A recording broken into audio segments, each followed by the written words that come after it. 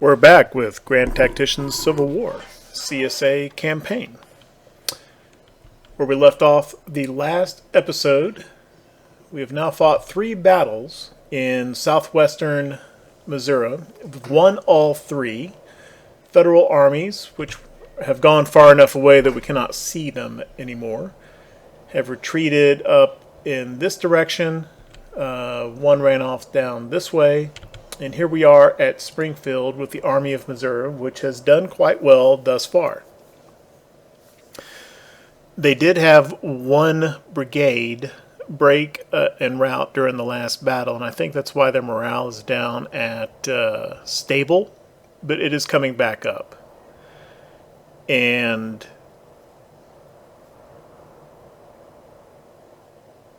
they do have their last couple of batteries that they had been waiting on. Readiness is coming back up, and hopefully they will soon be able to once again try moving toward St. Louis.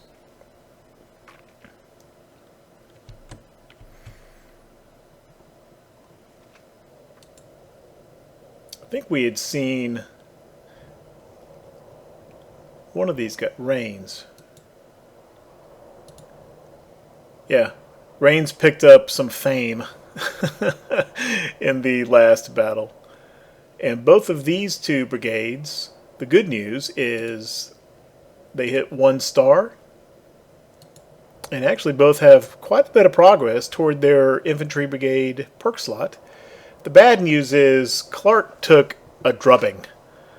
This Missouri State Guard 3rd Brigade in the last battle. This was the brigade which routed because they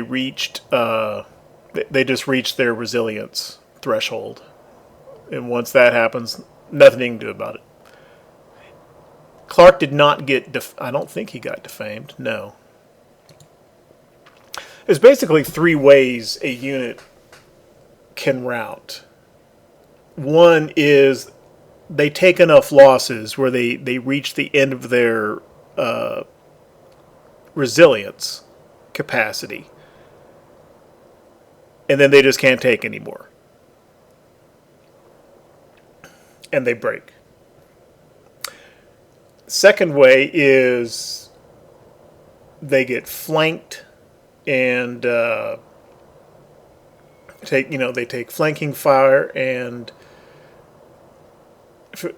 if that happens, there's a chance that they can break and rout. And then the third way is well,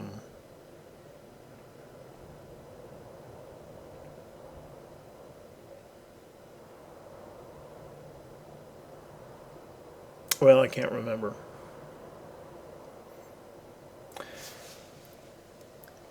There's multiple ways that I'm not sounding very articulate. But what I was trying to get to is there's a number of different morale debuffs during battle. Nearby enemy routed units, artillery fire, taking flanking fire, not having. There's just a number of them. I'm not going to try to list them all. If those add up enough, a unit can waver and then break and rout before it reaches its resilience threshold from too many losses. When that happens, I think that's when the commander has a chance of taking a defamation nerf, because the unit routed not necessarily with having taken very heavy losses. When a unit, stands and fights and continues fighting all the way until it takes enough losses to reach its resilience threshold, I don't think I've ever seen a commander get defamed from that particular circumstance.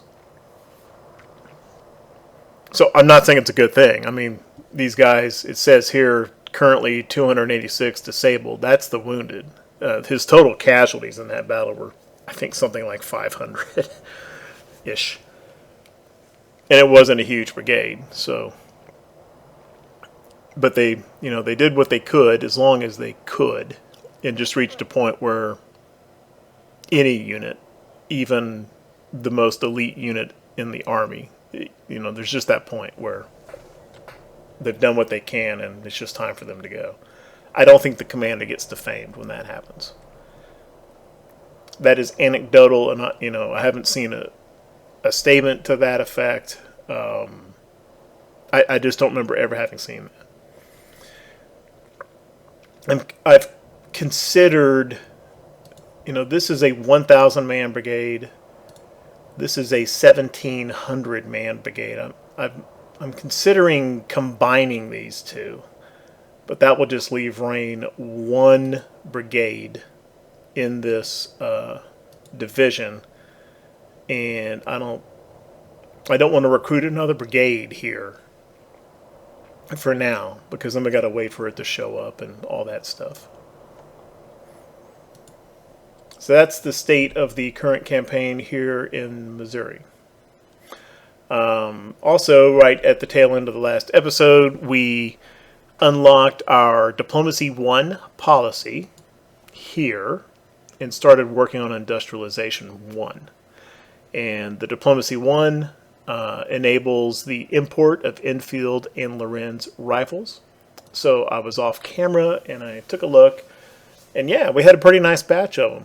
We even had a few new domestically produced Springfield musket rifles. And the only reason we have that is because we took the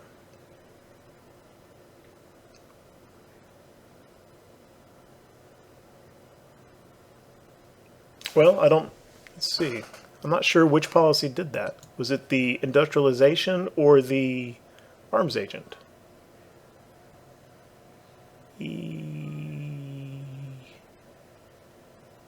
Yeah. This arms agent policy we took at the beginning increases that had the effect of increasing the number of weapons available to the Confederacy at the start. Or maybe that's ongoing. Maybe we've always got 50% more available than we would have if we did not take this. That seems too OP. I think that was probably campaign start. 50% more weapons all the way through via production. That can't be right. That would be too strong. But it also means that we can produce Springfield weapons domestically. And so I had a few of those too. And as a result of that, I am happy to report that basically every infantry brigade in all 5 of our current armies is now rifle equipped with decent rifles. Springfields, Enfields, Lorenzes, and one division in Beauregard's army actually has all Hall rifles, which are breech loading. I was even able to retire the few old crappy 1817 rifles, which are not very accurate. And then we still have the Mississippi rifles hanging around too, because those have a 500-yard range and are very good accuracy. So those are going to stay in use, probably for the duration of the campaign. I was even able, I didn't give them the rifles, but our one engineer brigade here, since I had so many Springfield smoothbore muskets, I gave him some of those too. And I think he is done with that he's done with this telegraph station. We've got we've changed the shape of our main telegraph trunk line coming out of Montgomery. And he is now headed to Helena to start extending the telegraph line up to Sterling Price. Our other armies are still pretty much in place, building forts, key points. Most of them are almost done with their forts.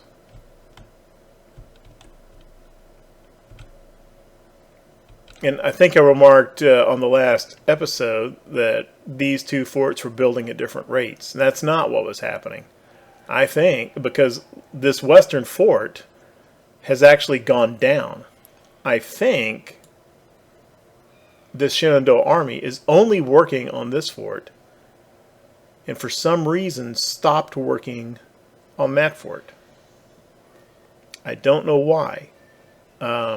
He clearly was building it at one time. But I think maybe during a during a save, a log out of the game, and then reloading the save, I think maybe his position slightly shifted such that this fort is now considered outside of his command radius. All right, not command radius, that's the big one. Combat radius. So I think maybe that's why he stopped working on that.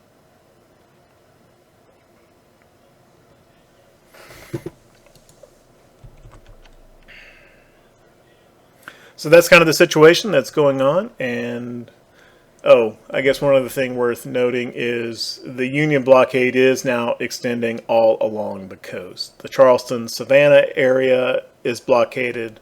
Wilmington is blockaded. And then the New Orleans, Biloxi, Mobile area is blockaded. So we're starting to take a bite from the blockade. We've already lost 1.2 million from the blockade, which, considering we're only about a month and a half or so into the campaign, is a pretty good chunk. But we are also raiding. And this is not anything my Navy is doing. My little squadrons are just sitting in port for the time being. And so this is the raiding losses that the Union is taking are strictly from this right here, the subsidy to trade war. That's it. Nothing which my Navy is doing.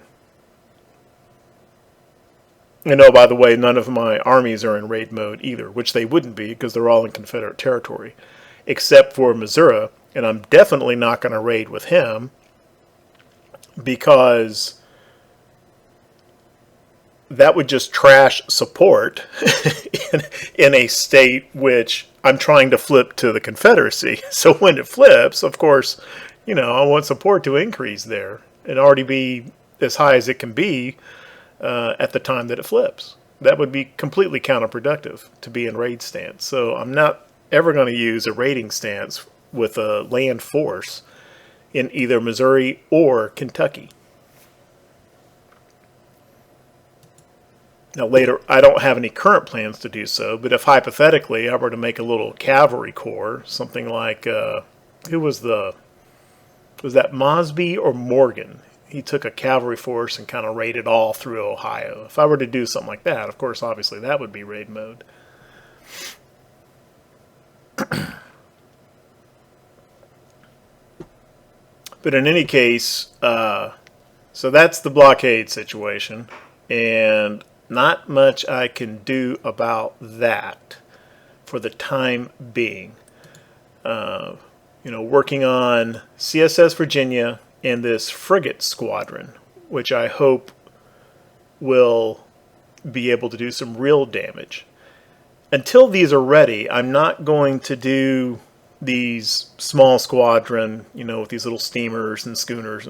I'm not going to do raid attacks with those because my idea is this. I took a look around at our major ports, and the single most important port, revenue-wise, is here at Gosport, which is the port, if I can get it clear to click on, Gosport Shipyard, which has a incoming revenue from sales tax and tariffs of 715,000. I don't know if that's per month or per week or what, but this is the biggest revenue port that we have. But it's also the only important port that is being blockaded by these squadrons here. These other little ports or river ports, they're very minor and just kind of insignificant. Okay, so while this is our biggest single port down here on the Gulf, this blockading squadron is hitting New Orleans and Biloxi and Mobile. And while each individual port is not as big as Norfolk, combined they are much bigger. They're over 400,000 in revenue apiece for a combined 1.2 million. So these three ports together, well, New Orleans is above 500 now. That's increased since the last time I looked. So this particular blockading squadron is curtailing more trade than any of the other ones, including the Virginia one. So what I'm going to do eventually, and it's going to be a while because they're still building, if it lets me, I'm not sure that CSS Virginia ship can be placed anywhere other than Virginia because that's where it's being built, and that's kind of a historical thing that they've built into the game. But if it lets me, I am going to put together that ironclad and those 6 frigates somewhere down here. I can't do it in New Orleans, that's a river port, but I could put it at Biloxi or Mobile. And then I've also got a bunch of little 3rd and 4th rate steamers building, and I'm going to put a little junky steamer fleet here at Biloxi as well. If I were to do raiding attacks with my existing squadrons now, well, they would just get shellacked and they would drive down the readiness a little bit, but probably not enough to force this blockading squadron off station. But once I have that, my one real fleet put together, and I have a 3rd little dinky raider fleet, what I intend to do, and this won't be until 1862, I'm sure, but I'm going to hit this squadron with 3 raids in quick succession, do what damage they can, drive the readiness down, and then hit this squadron with the ironclad and the frigates. And that should do some real damage and possibly sink, maybe capture a decent ship or two, and at very least drive this squadron away off station. And potentially the Union may not return to blockade this area for quite a while afterward. And then we can kind of rinse and repeat over here on the I thought there was another blockading squadron over in this area. But then we can move them down the coast then and do the same thing to this squadron off Galveston, which isn't nearly as big, but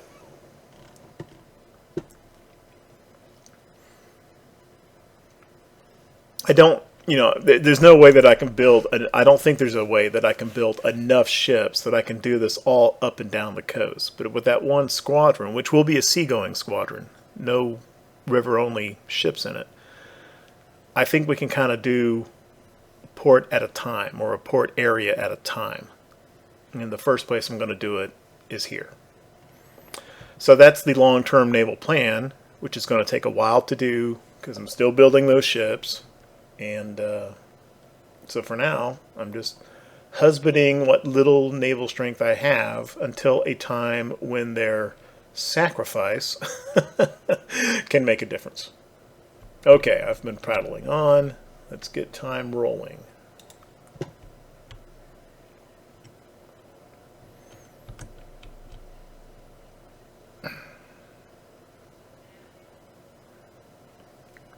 Wow. One other thing I noticed while I was off camera. This used to be their main force right here, the Army of Northeastern Virginia, which we did fight the first battle of the war at, here at Manassas. He's been sitting here for a while. This was originally well over 30,000 in strength. He's down to 20,000. So that tells me that units have been transferred out of this army. And it kind of looks like they have gone to McClellan in Western Virginia because this army is up to 23,000, which is about double the strength that he had at campaign start. And that is still now a very old, this is now a very old location marker. I have no idea where that guy is.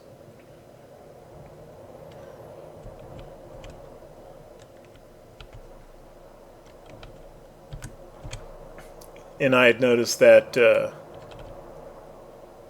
West Virginia Army was not, initially he was so small that pretty much everywhere he went, he didn't have supply problems because even minor infrastructure points were able to supply him.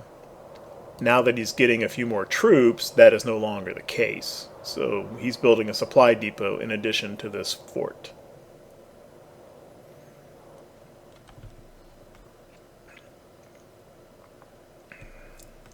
Speaking of infrastructure points, one thing that I learned recently that I did not know beforehand is an infrastructure point, which mostly are these smaller towns, ones that sit on a railroad, like Clarksburg or Zanesville. If they sit on a railroad, they are capable of providing 10 times the supply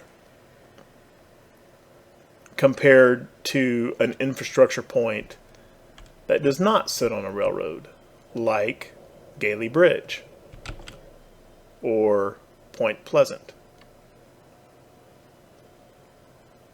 I had heard before that railroads enhanced supply. I did not know it was by that much, 10 times more.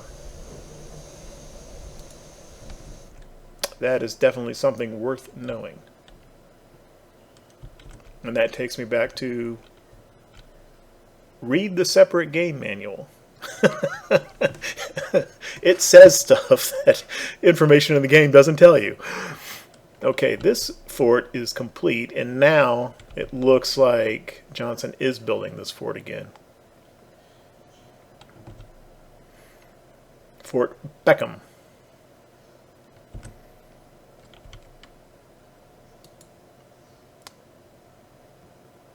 Commanded by some randomly generated volunteer officer with no portrait, because he's not a historical character. Let's plug a crappy little political officer in there.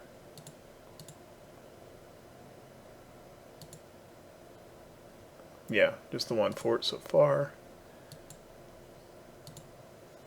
Political. And that guy's actually pretty good. I'm going to say he may be useful in a field army. Same with John B. Gordon. Basically, my cutoff is, there's 4 stats. Yeah, fame is a little bit separate. Initiative, leadership, admin, and cunning. And what I do is, kind of my cutoff is if an officer has a combined total of 7 or more stars, I kind of save those guys because they may be useful in a more important brigade command or artillery battalion command somewhere. There's a 7. Okay, now this guy, yeah, I don't want him in a field army. He looks like he may be, well, he may be historical, elected in 1860 to the South Carolina House of Representatives. Maybe they just couldn't find a picture of him. But he's a South Carolina guy. Yeah, we'll put him in command at Fort Beckham. And that'll improve South Carolina support a little bit.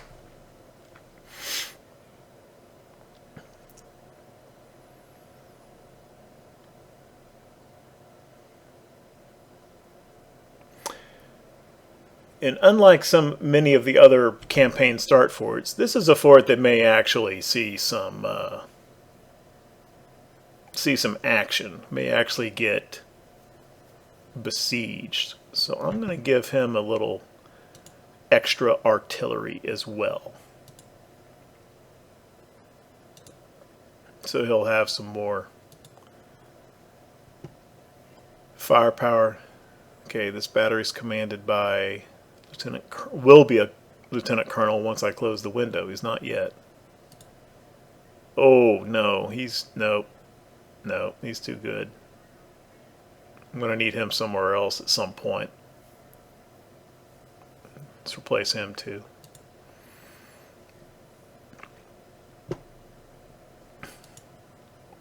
No political officers eligible, because political officers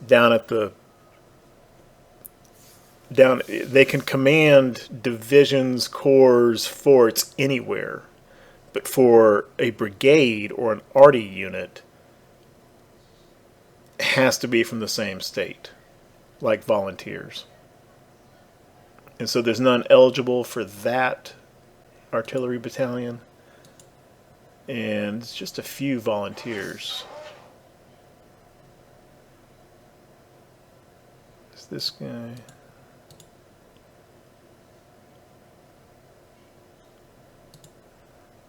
Let's go with Archer.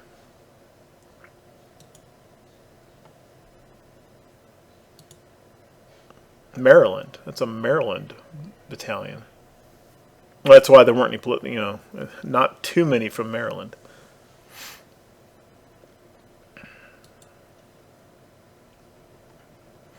Which Maryland was a slave state, as was Delaware. And it was pretty, it was kind of 50-50. Oh, Union has gone for they've gone for their 2-year policy, predictably enough. Maryland was fairly close to seceding, which would have obviously been an enormous problem for the Union because of the location of Washington, D.C. It was already bad enough that Virginia had seceded, which was pretty late. Virginia was not one of the original seceding states. And actually, secession kind of came in 2 waves, sort of. Early in 1861, I think actually beginning in very late winter of 1860, there were 7 Deep South states that seceded and formed the Confederacy and established that capital at Montgomery. The further northern southern states, Virginia, North Carolina, Tennessee, Arkansas, weren't as hot on it. There was a lot of sympathy, and there was some secessionist tendencies, but not as strong as in like South Carolina, Alabama, Mississippi, etc., etc. The original 7 states are all down here: South Carolina, Georgia, Florida, Alabama, Mississippi, Louisiana, and Texas. These further northern, southern slave states were not, did not secede. And I don't know the particular history of all of these, but I know that at least Virginia, during that earlier time period, had a vote and originally voted not to secede and stay in the Union. Then Fort Sumter happened, and war actually started. Then the United States, President Lincoln, called up 75,000 volunteers, indicating pretty clearly, this wasn't just secession anymore. It was going to be a real war, and there was going to be an invasion of the South. That development is what prompted Virginia, North Carolina, Tennessee, and Arkansas to secede.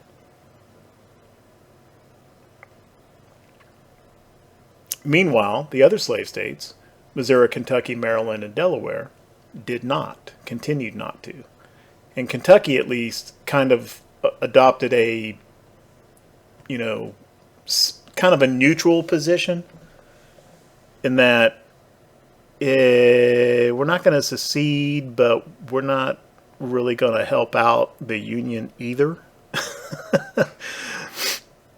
And I think maybe that was kind of maybe Missouri's standpoint as well. Missouri was kind of interesting because it seems like at least a slight majority of Missouri's citizens were anti-secession, pro-union, not by an overwhelming majority, but at least some majority. However, the state government, particularly the governor, were pro-secession, and that's kind of what led to the establishment of this Missouri State Guard and the early battles. The fact that there's several small but early battles in Missouri is kind of how it happened. There were very early small-scale battles in this area, even before the first battle of Bull Run. Anyway, I'm going off on a tangent. I was just started talking about that because of Maryland and that political officer. But Maryland could have seceded, was actually fairly close to it, and one of the very earliest military acts that happened after Sumter was there's this Union general. He's currently in command down at Fort Monroe, a general named Benjamin Butler, who's a political general, and his stats aren't very good in game, and that's reflective of his overall performance during the war.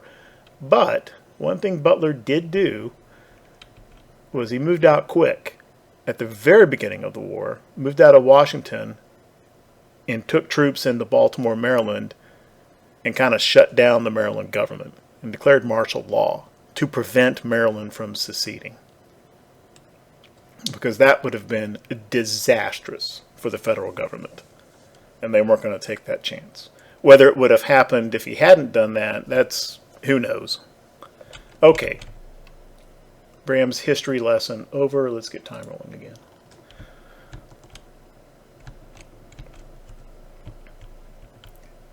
And I was just talking about that off the cuff.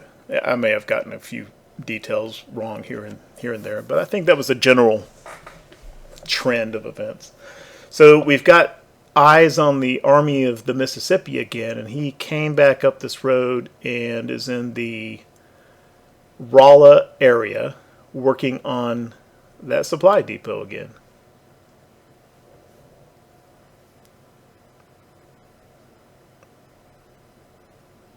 And apparently is building back up toward 12,000 men. Apparently only has 1,700 at the moment.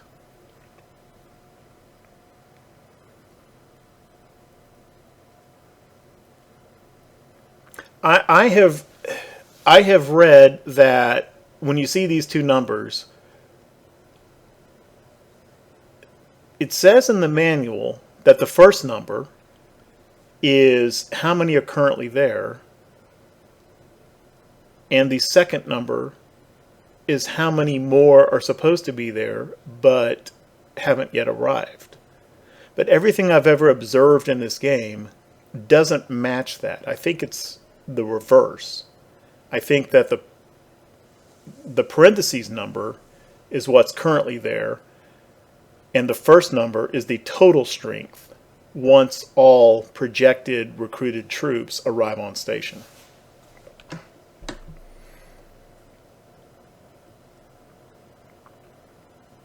That matches everything I've observed over the 6 or 7 campaigns that I've fought. So I think that is one error in the manual. And maybe at the time that the manual was written, maybe it was displayed that way in an earlier, pre-release version of the game, and they changed that without updating the manual. Okay. Price is up to green readiness. Army of the Mississippi is less than that, or less numbers than we have. Army of the West, our intel says he's at about 7,500. So that suggests that brigades have been transferred back from Army of the West back to the Army of the Mississippi, and Lyon is sitting here building the supply depot. So I want to let him get a little bit higher in readiness before I start marching him.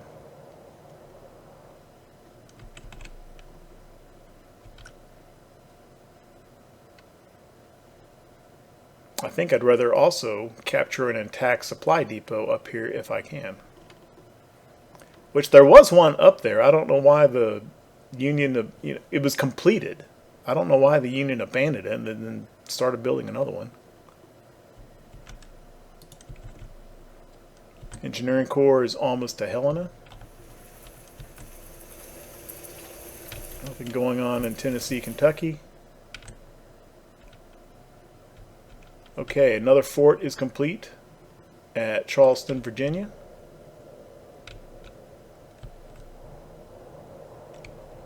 No update on McClellan's position.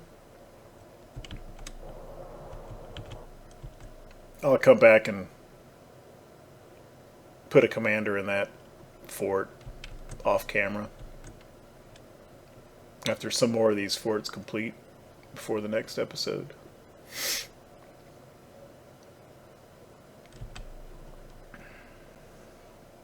Intel says 23,000 building to 28,000. And this shows what I was talking about.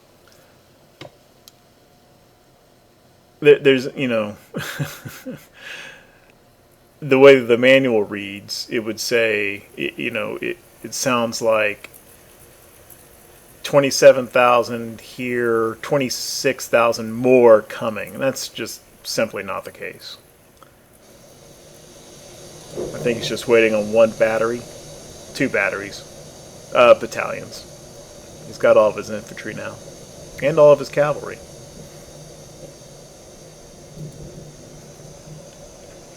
I did not have any improved artillery or cavalry weapons when I did the weapons upgrades. I don't have any mixed cavalry weapons anywhere, but I do have Springfield musketoons, which aren't much better.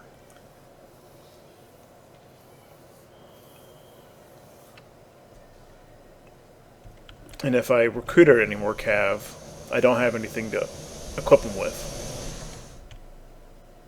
better than the default. Okay.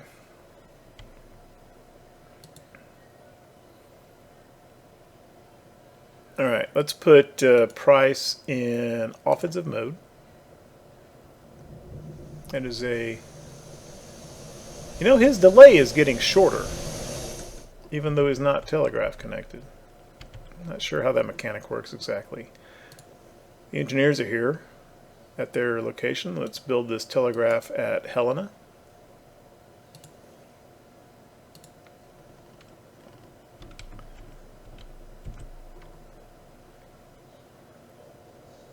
Okay, so this supply depot is done. Let's get Price moving up the road to re-engage the Army of the Mississippi.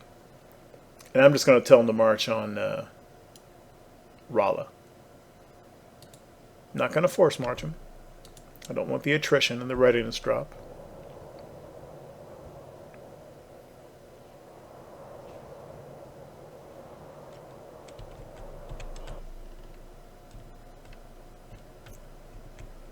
We're actually rolling along here, and we've only got about another month of campaigning before winter sets in.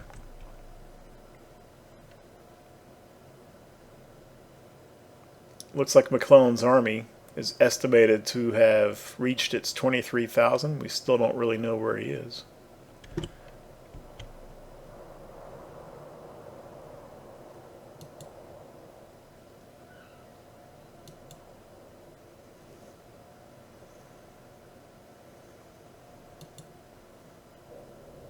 He's still in this Grafton area, though.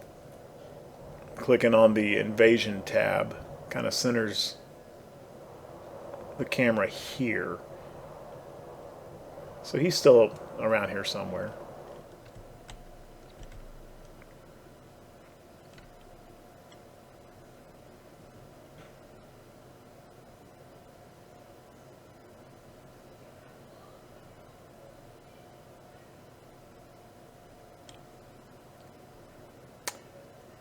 Department of Pennsylvania has not increased its... there we go. We got Industrialization 1 done. And this now, we can now build casemate ironclads. So we can build more CSS Virginias. CSS Virginia types. Let's take a look at that. How expensive would that be?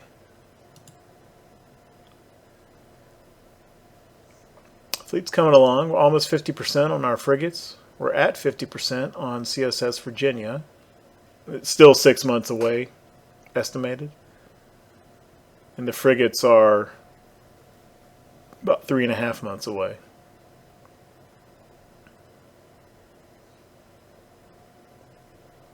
I might not necessarily wait for the Virginia to form this squadron. And I think I probably have some little steamers built. They're all fourth rates. And the third rate steamers are at 66%.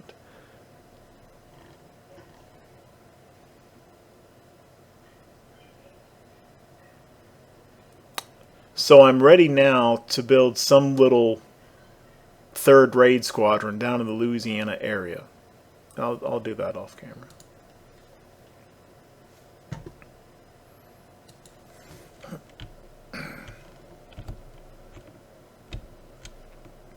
See how Price is getting along over here.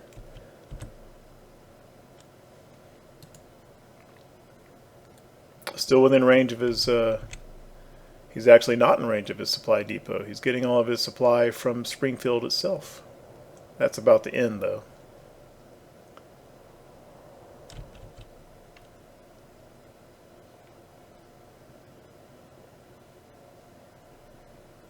Yeah. Somehow he came out of scouting mode. I think that's because he dropped into orange readiness after those two battles.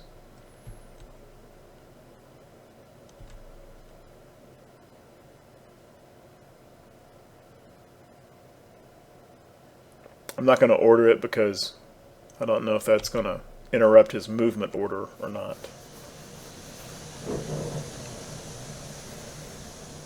Okay, supply flow is dropping.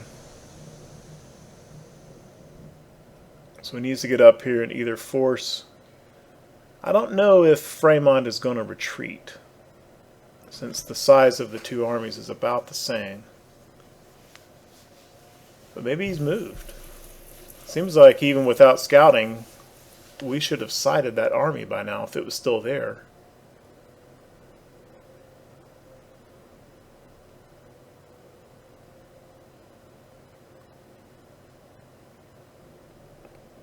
But the best outcome would be to get up there, capture that supply depot, and get our supplies back together. Ah, there he is. How much is in this depot? There's some. There's 100 provisions. That's the main thing I'm worried about. 40 forage, 40 horses. And here we go. Okay. 10,000 men in the Army of the Mississippi and almost 13,000 for us. We have significantly more infantry. Looks like he's added a cav brigade. Either that or his single brigade has grown significantly. And we've got almost twice as many guns.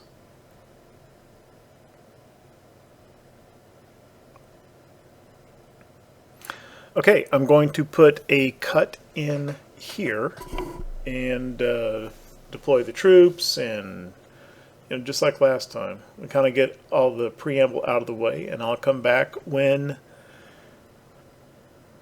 the Federals are sighted on the field of battle.